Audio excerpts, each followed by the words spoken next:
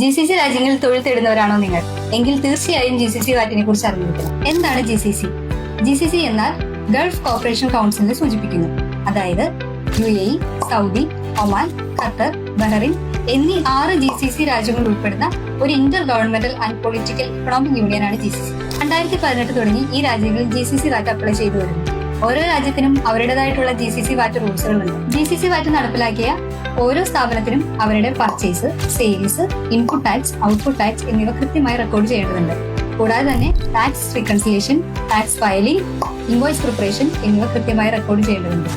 കൂടാതെ തന്നെ invoice preparation, tax reconciliation, tax filing എന്നിവയും കൃത്യമായി റെക്കോർഡ് ചെയ്യേണ്ടതുണ്ട്.